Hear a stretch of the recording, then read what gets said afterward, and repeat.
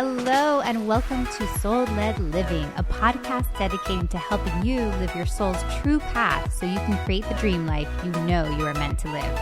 I'm Nikki Novo, your spiritual mentor, a fiery Latina, mom of three, and an advocate for living soul-led. You're here because you're meant to be here, so let's do this.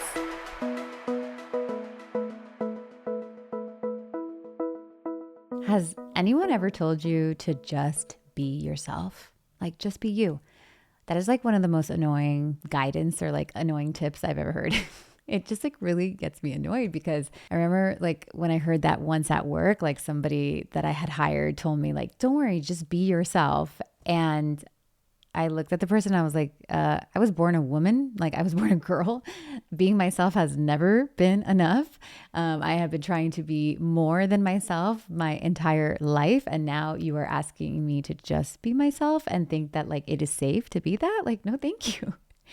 And it made me like really realize that like, I didn't even know what that meant. Like, I didn't know what being myself meant. And as I go and continue to live this messy human life, I've realized that being yourself is just kind of the human way of saying, be your true self. And the true self is, from what I understand, the truest frequency, the truest expression.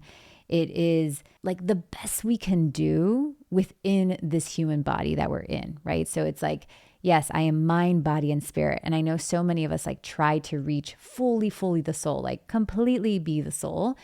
But the soul is having a human experience. So no matter what, like within that human body, it's always going to be messy. And it's always going to be like a little confused and like clumsy and all those kind of things. But there is a version of us within this body that can be true to who we are, true to who we are in this moment, true to who we are, without trying to protect ourselves, without trying to be something that we need to be in order to survive. Because, you know, we try to kind of pretzel ourselves in all these different positions because we're scared of like the very basic fears, which is like people leaving us, dying, you know, like us just dying and like not surviving and not having our tribe and, you know, not being protected by the people around us, you know, being rejected. So that brings us into our human, right? Because those are like very human fears, even though we're all here like trying to live like our soul-led life, right? So we're really trying to be the true self, but sometimes those fears of being a human get in the way. So this episode is really about how we can access that true self. What is the true self? How can we express it the most, as possible in this beautiful, messy, complicated human body and allow ourselves to just be ourselves? Because I think that, you know, intuitively, we also know that perhaps things fall into place if we can just be our true selves. Like perhaps that is where inner peace is. Like if I can sit comfortably in my true self and accept the true self and discover what the true self is, perhaps I can be at peace with myself. And that's what we seek. And also I think from maybe a metaphysical standpoint or from this idea of like, you know, I think I'm like meant to be so-and-so, or I'm meant to have this partner, I'm meant to have this career. I think a lot of us understand that like the reason it's not coming is because I am blocked by something that is not really me. That's not really my true self. Like I'm not really expressing my true self. And if like the version of me that has these things is my true self, then maybe I'm not really like seeking the partner, but maybe I am seeking my true frequency.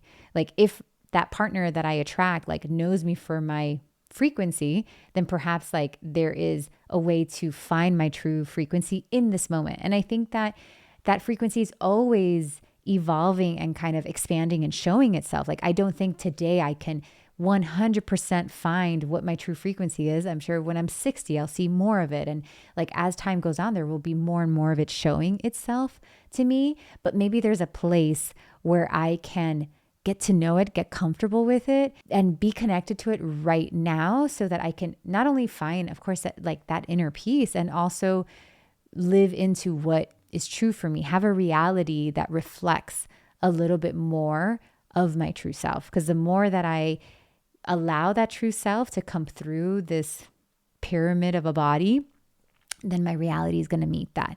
And sometimes like we look at our reality and we're like, damn, like this just doesn't feel like it's a match for what I am. But then we have to ask ourselves, like, are we really expressing what we are? And that is the story of the true self. So we got 7 messages. Let's start with message number 1. The energy of the true self is an energetic state that feels like a must. Like, I must be in this. I must do these things. I'm not doing this thing because of like what I'm going to get out of it, but I'm doing it because I just can't imagine being anywhere else. Like I feel like my most self when I'm doing this thing, when I am acting like this thing, or when I'm, in this presence. That's where that comes from. Because I was really at first asking like, well, why? Like, why does it matter to be in the true self? And the first thing at first I was like, oh, of course, because then you get everything you want. That's the kind of the way that was like my baby way of understanding it. Like, oh, if we're our true selves, then like, if I know I'm meant to, have that business, have that partner, then like I have to get in true self energy in order to attract those things. And I'm almost like only becoming the true self because I want the rewards. But the first thing I was getting was like, no. Yes, like naturally rewards, quote unquote, ends up coming. But the true feeling of being in the true self is doing something that you can't imagine like not doing it. And I know that many of us may not have ever felt that feeling before. I feel that like sometimes, like I was actually, when I was writing this down and I was looking at my whole camera setup and lights, and I'm like, this is a very complicated thing that you do, Nikki. Like it's a Saturday and you're recording this thing, and like you put up all these lights and these cameras, you spent money on this. Like, what in the world? Like, why are you doing this? Like, you make 2 episodes a week, you make all this content. I was like really like asking myself, like, why?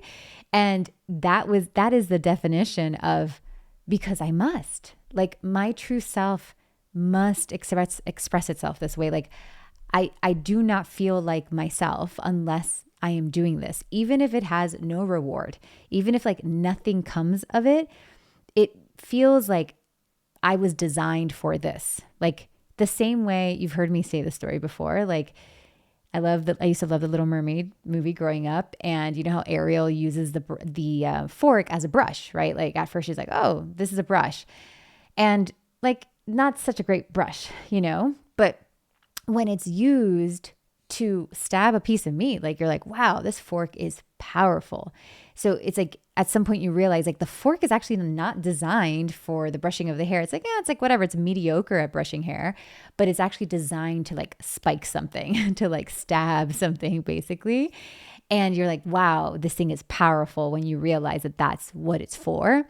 And true self energy is that like, I feel designed for this. Like I feel I have the way that I talk, the things I think about, the energy that I flow with, like the signs growing up, right? Like my obsession with cameras and with technology, like everything set me up to be here. So I must. It is my true expression. And sure, it's great if things come out of it, and they always do. Things always come out of it. It's not always what I think is going to come out of it. It's not always what I expect to come out of it. But something, I put my frequency, my vibration out there. I'm met by something, but I'm not doing it to be met. I'm doing it because I must. It feels like this is just where I am. It's the place where I feel the most alive when I'm in this frequency. And that doesn't mean that I don't feel alive when I'm parenting or when I'm driving in the car, right? It's the idea of finding my true self in those moments as well. Like finding my true self in like, what is the truest expression of myself as a parent? What's the truest expression of myself as my husband's wife? Like, what is my true self within those roles? This might be the easiest role because I have a lot of creativity as to how I designed this role where like, being a mother was designed way before I ever existed, right? Like it's a category, it's an identity that I then have to like find my own way within that identity. And that's why sometimes those places are the hardest places to find our true self. This is a career that I like invented myself. So it's easier to find my true self here, right? Because there's less baggage. I don't even have a title. You know what I mean? Like there's less baggage around what I do, where versus like being a mom or being a wife has a ton of baggage from many lineages. Like right now, so then it may be hard for me to like find my true self there, but I can still find my true self there. So it's nice to have these things where like they really feel like us, because they help us in these other very like human roles that we take that we do want. We're just trying to do it our true self way. And that might be a little bit harder because of how long these identities have been around. Message number 2, true self energy is also a very focused energy. I saw it as like, again, that feeling of must, like, I don't know, like I must go here. I'm like, it's this light that like projects out of our body and draws a very strong path that is almost magnetic. It's like pulling us into something. It's pulling us towards something. That's why it's like a calling, like I'm being dragged this way. Like I have no idea why. I even remember, simple things like I remember getting pregnant with my first son and like having no idea even how it happened. Obviously science, but like, I was like, wait a second, like, I feel like I didn't make this choice. Like, how did this, like, I got married fast and then like I had a baby fast. And like, it was just like this baby, like I was being called to that. I was like being drawn to that. I was being drawn to Benny. Like all these things were like pulling me, and it's a very focused energy. And so focused energy doesn't mean the opposite of ADD, let's say. It's not like, oh wow, I'm super focused. It's not in a human way. It's a light that's like very much pointed into a direction. I think sometimes in human terms, we call this focused energy confidence. Like we're like marching towards something because we're like confident to march towards it. But the truth is, confidence is really more defined as something that we feel comfortable doing because we've done it a million times. So like I feel comfortable setting up this camera and putting these lights because I've done it several times. There's not too many like unknowns for me. Even the things that like could go wrong in setting up the camera, I'm aware of. Like I've done it enough to know like what could go wrong. So that is like more that's really confidence, where like focus is more just like, I don't know why, but I'm being called to this and I'm not going to doubt it because I need to know all the knowns. Like I need to have all these knowns. It's kind of like this feeling that I'll go into this unknown, even though there's a lot of things I don't know, but I feel I must. Like I feel like I must, I'm being called to it. So the true self, like really, the true self doesn't have all the answers. The true self doesn't know the next steps. It doesn't know. And I think that's what we get wrong. Like we almost think like, well, because I'm not super clear of like what's going to happen next, this obviously can't be my soul's path, or like this obviously can't be like where my true self is. Like I would know all the steps if this was like really for me. And I think that's like a big misunderstanding of what the true self is. The true self doesn't have all the answers, but the true self must go. Have you heard that saying, the mountains are calling and I must go? That was very much for me. Like I remember when I knew that it was time to move here, like I had no idea why. It sounded crazy. There were so many reasons, but I must go. And that feeling of focused, strong, light energy that was direct to me during a path, there was so many things that I wanted to doubt, but the calling was stronger. And it was like, I knew my true self was calling me there. Like that felt very true to me. And that pull allowed me to move forward, even though there were a ton of unknowns. Message number 3, the true self is free of self-censorship. So when we're in a place of like censoring ourselves, we're in a place obviously of people pleasing. I saw this in real time the other day. I was filming some videos with my content person, and also we had a content assistant with us. And I had to like talk out some of the things that I was going to say on camera. And as I'm talking out these things, I'm like, well, how do I say this without insulting people? I don't want to insult this, or I don't want people that. And I was like literally like saying it out loud. And the women were like, maybe just being straightforward is the best thing to do. Like, maybe it's okay to be straightforward. Like, I was like, I saw myself like walking around the straightforwardness. And that is why it's so hard to know our true self, because we have been programmed to think about everybody else before we think about what is true to us. What is my true expression? What's really trying to come through me, and to believe that this is enough in this moment. Because I think so also, like when expressing myself truly, we then start to think like, well, my truest expression, it should be a spiritual expression. It should be the most perfect expression. I can say something right now to my husband that like is very mean, let's say, that like is unprocessed emotion that I'm throwing on him, right? But we can also argue that like that I was being my true self in that moment because like that is what in that present moment needed to be said. Like that was all I could say in that moment. Like that expression was enough. And I don't have to, worry about like how I'm saying it. Like this just needs to be said, even if I'm going to feel bad about it later. Even if like, man, 2 hours later, I'm like, that was really mean. I should have never said that. The true self is not a perfect self. The true self is just authentic information. It's saying like, this is what's needed right now. Because remember that conversation that I had and that thing I said could have like brought me to my knees and been like, enough, Nikki, like you can't be like this anymore. You can't express yourself like that. And that is the greatest growth for the soul. The soul's like perfection. Like she acted the exact way that she needed to act in order to become whatever it is that she's becoming. So the true self energy is very much this understanding that like in this moment, I am enough. In this moment, my expression is enough. In this moment, I allow myself to express myself in like what feels honest and true in this moment. It's funny that we're like always worried about other people censoring us when we're like, we are the people that censor ourselves the most. So this just really felt to me that your true self is just asking you to like say more, like say what you need to say, like be honest with yourself, like give yourself space to express in this moment, even if like it's not clear or like you don't understand it, but like to be an expression of yourself right now here, even if it's very messy. It's like saying that my 2-year-old or even like or even younger than that, right? Like when the babies come out, they like look really funny, and it's always like, oh, this is like really weird. We know that baby's going to grow up into like an adult, like full version of itself.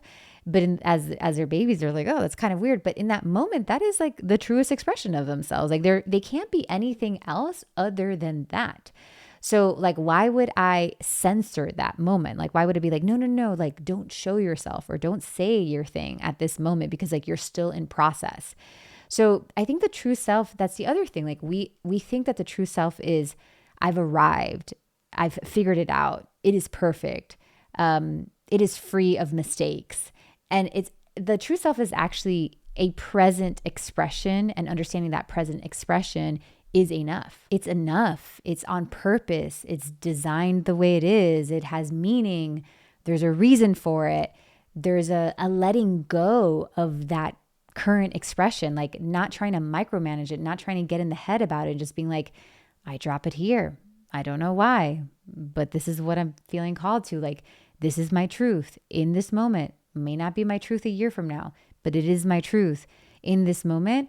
And this is all that it is. It's kind of like, when a rose bush is growing, like right now, its truth is just a little green leaf. There is no rose. There's nothing there. Like this is what it's, you can't even tell what it is. It's not fully formed, but I still get to express myself as a green leaf right now. I still get to express myself as a little twig. I still get to express myself here. Like I have value and I matter.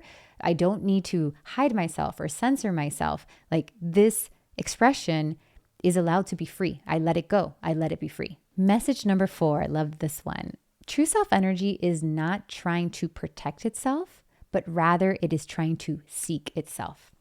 So one of the things that keeps us from being the true self is our innate human desire to keep ourselves safe, right? Like the human body and brain is fearful of death, of course, because it is physical and it's afraid of losing, this current experience and, obviously like going on to the next, but like it is attached to this experience. It is attached to being on earth. It is attached to, it doesn't like to feel pain. It's all sorts of things. So our mind and our body is really trying to keep us from getting hurt. And that is natural. But the true self is not confined by just like the body and the brain, on the opposite, the true self, wants to grow. It wants to expand. Again, that rose, like it wants to get petals, and it wants its petals to expand. It even wants its petals to fall down and die and grow the next version. Like it wants to live. The true self wants to live. It does not want to be stuck. So this is a problem for the true self living inside of a human body, because the human body, the brain is like protect, protect, protect, right? Like don't let this thing die. And sometimes it feels like the true self's true expression is so close to death that the human is like, we must stop. We must control this, right? Like when that rose is so close to like losing its last petal, like it is so close to death. And obviously the plant just does its thing because it doesn't have an ego. But for the human, we do have this other part of ourselves that's like, whoa, whoa, whoa, do not let that petal grow. Stop. Do not let that petal fall. And that's when the human gets stuck. Like the human gets in the way and it's like, okay, this is as far as we're going to go. And then you are like, oof, I don't know why, but I don't feel alive. I feel stuck. Like I can't move forward. And it's like, yeah, there is something protecting you from your next iteration. Like you're about to die and rebirth, but you also have been taught to protect yourself.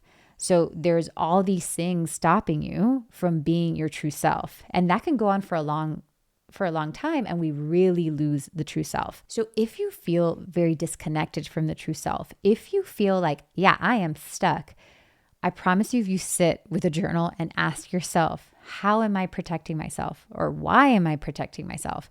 You are going to get that answer. Like you are going to start to see like, wow.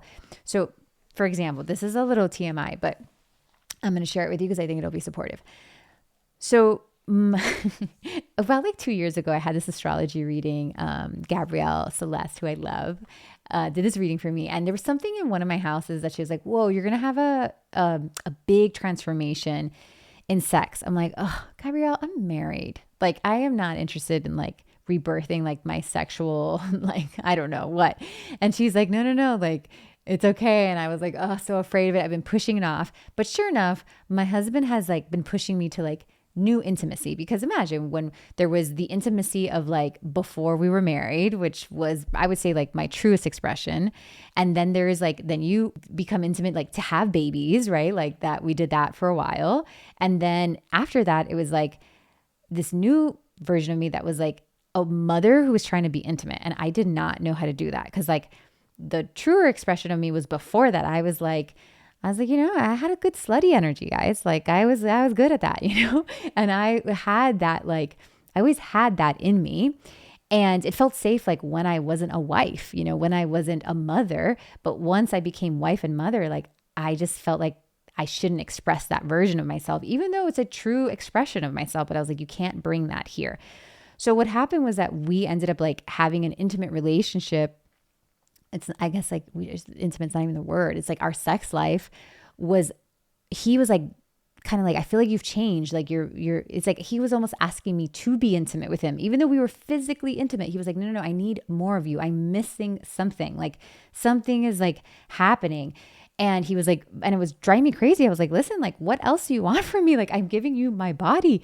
And it turns out that I had to go and figure out like, oh, I have been hiding my true self in this relationship, and specifically in the intimate relationship. I have to release this like fear of, the mother and the wife, and like the fear of the whore, and like just let the whore free, set her free in the bed, And in a weird way, by holding that back, I wasn't really expressing my true self, but I was only doing that to protect myself. I was like, I cannot let the whore break free because I am a mother and a wife. And if I do not stay in those roles, they are going to leave me, right? Like my lineage is like, no, keep it safe. Don't do that. Like you will be judged, you will be criticized, they will leave you, they will not like you, like stay in line, right? Like that is what my human was saying. And it wasn't even from this lifetime. It was from the generations before me that have set that for me. And they have somehow in my DNA told me that the best way that I'm going to survive. But my husband was like, his soul was like, hey man, expand. Like, I need more. There's more. I know there's more into you. And because I love him so much and I love this relationship so much and I'm dedicated to the growth in this relationship, he pushed me enough to the point there was many conversations, screaming conversations, all sorts of conversations, but ultimately brought me to understand that he was correct, that I was hiding from him. I was not showing my true self. But what was hard was that I felt like he was kind of like being tough on me, but it was a form of protection. And I had to be like, oh, but listen, I'm just protecting myself. I'm scared of this. I'm scared of like me being my true self and you leaving. And that is the biggest reason why the true self doesn't show itself, because this protection that we put over ourselves, we're so afraid of people rejecting us, people criticizing us, people leaving us, because the human wants its tribe, the human wants its protection. The human wants, family unity and all those kind of things. So it's not true that on the opposite, my husband would love me even more. He was asking to see more of myself, but my body was not experiencing that way. My body was in a total like PTSD, like not even from me, from people before me, that it's telling me that I was going to be left if I did this thing. So if that story resonates in any sort of way, the question really is, where are you protecting yourself? What are you protecting yourself from? Where are you not allowing yourself to really be seen and show that true self? If you are your true self in career, if you are your true self in dating, if you are your true self in money and home, whatever it may be, what's going to happen? Like, really ask your fearful human ego, like, okay, if I am my true self here, what's going to happen? And obviously what's going to come through when you journal about that is going to be, all sorts of like silly things, but they may feel very real, right? So let yourself see what that is. Like, the protection, of course, is there out of love. Like, it's just trying to keep you safe. We're not asking for that protection to like totally disappear, but it's like in this moment, your true self wants to show more of itself and it can't because of those protections. It's like complaining, it's like when two employees are like fighting, like when one employee is like, listen, I got some great ideas, but like so-and-so in accounting doesn't let me do it. And it's like, accounting is amazing. It's so great that accounting like is so protective. But in this moment, the creative team like needs to expand. Like, it needs to show itself more so that the company can live and continue to grow. It's actually the opposite. Like, I will shrivel and die if I am not my true self. I need to show my true self to become unstuck, to like live more, to go deeper into my purpose, to live deeper into my true expression. So we need to tell the accounting team, like, thank you, I love you, you have purpose, but right now we got to take this risk. And it's not really a risk, right? It is just the true self, but it feels like a risk.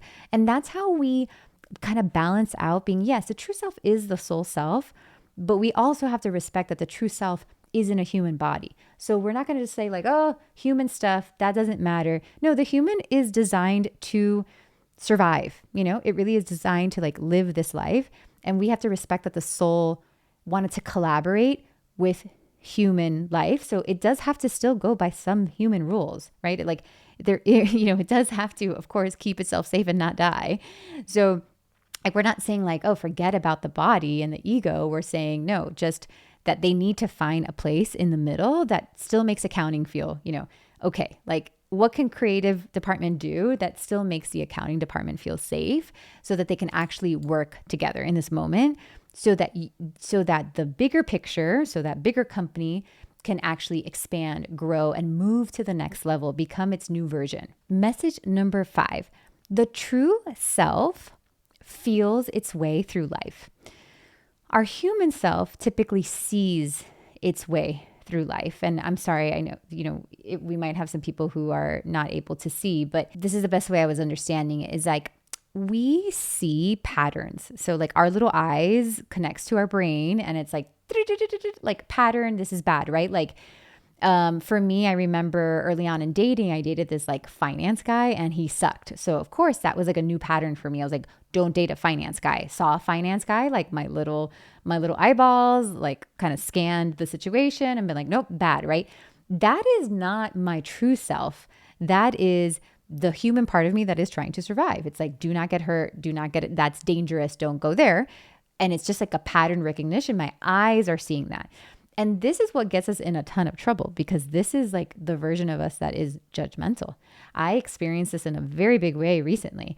I made this choice that I thought was a good choice, and I was making it from mainly like a good place, but there was a ton of ego behind it as well. I decided to move our son from a public school to a private school, thinking like private school is better, right? Like, and that's like my little judgmental like pattern guy. Like, I went to a private school, that's all I knew, and like it must be, I'm a bad parent if I'm not sending my kids to a private school. Like, that's just my conditioning. Like, that's just like where I came from. And I did all these funny things that made me like justify that. I was like, oh no, like this is coming from a good place. I also knew that our son was very spiritual and like needed talk of God. So I thought like, let's send him into a private Catholic school just like myself. So I made all these like justifications for this very judgmental choice. Point is, guys, I'll like save you the details, but we had a couple horrible experiences in a very short amount of time that our son started the school. And we were like, and I cried for 24 hours because I realized that I wasn't feeling my way through life in those moments. Like, I was scanning for things. I was looking for status, and actually like my ancestors, like seeking of status, and my ancestry of like seeking to like get ahead and really like survive, right? Like get to the next level was really coming through my body. And like, that's why that choice was made. And when I realized that like my choice literally hurt my son, that I did not make the right soul choice for that child, it took me a while to just like get rid of those emotions. It was like a 24-hour cry fest. And ultimately I was like, oh, I was not feeling my way through life. If I would have felt my way through life, it's almost kind of like being blinded. It's really about like living the work that we're talking about. Like, it's like, okay, what is the energy of this school that he's currently in? What is the energy of the other school, right? Like, if I couldn't see it, if there was no uniforms or there was nothing, like, how would this make me feel? How do I feel about him being here? How does he feel there? How does he feel in the other place, right? And really, the true self is like sensing things. The true self is using all its senses to experience life. So it is not like scanning things, or like, it's not making choices by like, what is the safest thing? It's actually like making choices based off of, where can I feel the most expansion? Where do I feel my truest self? What is the right fit for me, right? Like, it is really in its own experience, and it's feeling the entire experience. It's like a moment of presence. It really exists in the present moment, the true self. Like, the true self is like, okay, like, this is, how am I feeling? What everything that's happening in this moment, like, what is it giving me, right?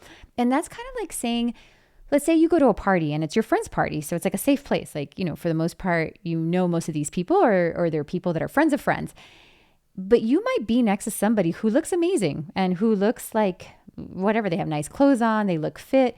But something in you, when you're really present in that moment, you're like, ooh, there's a vibration off here. Like, something about like being next to this person, or something about being at this party, like, is messing with my own frequency. So that's you like sensing life. Like, that's you like being sensorial in that moment, being present. You don't want to judge the experience. You're like, I actually want to enjoy this party, and I want to like this person, but but if I'm really being true, and like, I'm really in my body, and I'm really in this present moment, I can feel something off with this frequency. So we've done it before. Like, this is nothing that we haven't done before, but I would say most of the time we are using more of that ego self and that the human self to scan situations and to make choices from our, from the way we're perceiving things from our eyes that then hit our brain, and like making choices off of that. But the problem is that what we are, it's kind of like saying everybody who wears a hoodie is scary. And it's like, we know that that's wrong. Like, we have learned that over the last few years that is wrong. But maybe our ancestors really programmed that into us a few, whatever, like a few, what do you call that? Like a few generations back, maybe that was really programmed and we're still living like that. So then we're not really making our own choices. Like we are on autopilot. We are a trapped self within the programming within us. So the true self is like, no, we actually have to turn all that off. Like we can't go from that. We can go from that the more we heal and we like open up, but nothing is black or white, right or wrong. Instead, the true self is like sensing, right? Like the private school could be the absolute best thing for another person, and the public school could be the absolute worst thing, or the flip of it. And the true self is able to exist in true environments that are true for them because they're being present and sensing moments rather than trying to see moments. Message number 6, the true self exists in an energy of trust. And I notice that sometimes that this is like a hard one. So trust is, think about nature, right? Like the tree trusts that it's going to grow. The tree trusts that like whatever happens to it is meant to happen. If it gets blown down, like the tree's not fighting being blown down. The tree's like, oh, I guess it's my moment to be blown down and to break, right? Like it is really in a trusting of like this environment that I'm in. If I'm meant to grow a branch to the right, it'll happen. If I'm meant to grow one to the left, it'll happen. And it's really just, it's surrendered to the nature of like where it's going. Of course, rarely do we live that way. The opposite of trust is worry. So I was getting that like sometimes we might not know what it like feels like to live a trusting life because it's really hard for us to understand like surrender and trust. Like we tend to get it wrong. So I was getting that the true self was like, well, just look out for worry. When you are in a place of worry, you've gone too far from yourself. So when you're in a place of worry, you have to kind of be like, okay, how do I get myself back? Like, oh, wow, worry is almost like an alarm clock. It's like, ooh, alarm, alarm, alarm. Like I have gone too far from myself. And that allows us to like kind of snap out of like what we're worrying about. Because when we worry, we get like spiraled into it and we like really, really feel like it's real, the things that we're worrying about. So we need to like detach from it. And we can detach by being like, worry is just an alarm. It's an alarm to like take a pause, reflect, and see how I can walk myself from back to my true self. And once I'm in my true self, then I can start making those choices and I can start like, troubleshooting and figuring out like what the next steps are. But I can't make it from a place where I'm like so far away from myself, which is this place of worry. Obviously, all of us have different ways of getting ourselves back to that true self. For me, it's nature because like I said, nature is not trying to be anything other than itself. Like it's not trying to impress, the rose bush is not trying to impress like the tree next to it, it's not like, oh, I hope that tree really notices me. No, it's just like being itself. It can't be anything but itself. So for me, I know to like find my true self, I want to rub up on that feeling because we are like little plants ourselves that like whatever we're next to, we really absorb and become that.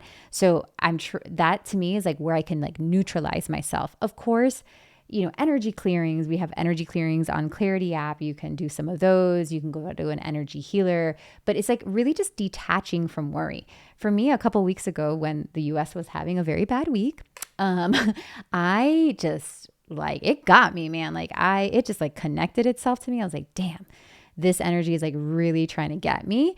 And I had to do what I knew I needed to do in order to get back to my true self. I couldn't make any decisions from that moment. I couldn't feel like myself. So it's like, okay, I have to disconnect from media. I can't watch media. I need to go into nature. I need to do an energy clearing on myself. Like there was a lot of steps for me to like at least get to neutral because I know that I was not designed to worry that way, to like live like that. That means something is way off.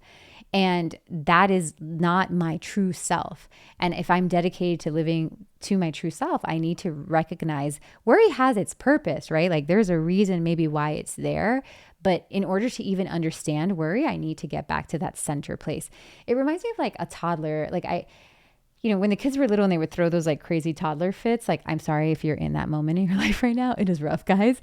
But the worst is to get in on it, right? Like to be as worried as them or to get as crazy or like overstimulated as them. And on the contrary, you have to sit like in a place of observation, a neutrality, not saying that you know how to fix it or also not being worried, but like just kind of, staying in that present moment. Like that's the best thing you can do because then they can try to align themselves with your own nervous system, right? So that like, it's kind of the same thing to me. Like if I've gone too far and I've like lost myself, I'm like, okay, we got to get back to that neutral place. And that's why I like having those things in my pocket that help me, know what's going to get me back to my true self. And lastly, the true self is rooted in itself. It's rooted in who it really is, not its programming, its conditioning, or its identity.